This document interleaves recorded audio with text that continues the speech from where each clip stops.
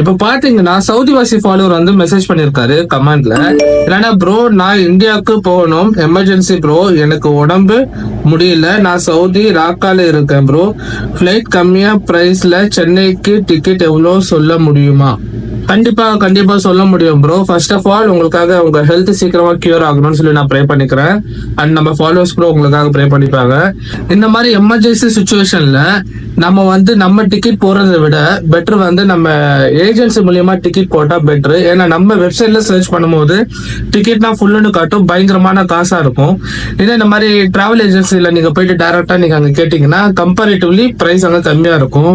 நான் 2-3 வாட்டி எமர்ஜென்சி நான் போயிருக்கேன் இந்த 10 வருஷத்துல. சோ நான் டிராவல் ஏஜென்சில போகும்போது எனக்கு ஈஸியா டிக்கெட் ஃபுல் ஆனாலும் அவங்க கிட்ட ஒரு டிக்கெட் இருக்கு. சோ நீங்க அங்க போய் டிக்கெட் ஒன்னு பர்ச்சேஸ் பண்ணிக்கலாம். அவங்க வந்து என்னன்னா உங்களுக்கு ஒரு 30 ரியால் எக்ஸ்ட்ரா சார்ஜ் பண்ணுவாங்க உங்களுக்கு டிக்கெட் பர்ச்சேஸ் பண்ணி கொடுக்கறதுக்காக.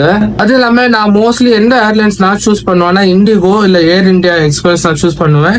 இப்போ தமாம் டு சென்னை டைரக்ட் ஃபிளைட் இப்போ வந்துருச்சுன்னு சொன்னாங்க, அதை பத்தி நீங்க கிராஸ் செக் பண்ணிக்கோங்க. நான் எந்த வெப்சைட் அதிகமா யூஸ் பண்ணுவேன்னா டிக்கெட் புக்கிங் பண்றதுக்கு வீகோ அதிகமா யூஸ் பண்ணுவேன். மத்தபடி மத்த நல்ல பிரைசிங் கொடுக்கற வெப்சைட்டும் இருக்கு, நம்ம சர்ச் பண்றதுலதான் இருக்காது. நம்ம எந்த டேட் எப்போ சர்ச் பண்றோம் அதுக்கு ஏற்றதான் இருக்கும். ஃபர்ஸ்ட் நீங்க உடம்ப பாத்துக்கோங்க. கெட் வெல் சூன் ப்ரோ, டேக் கேர்.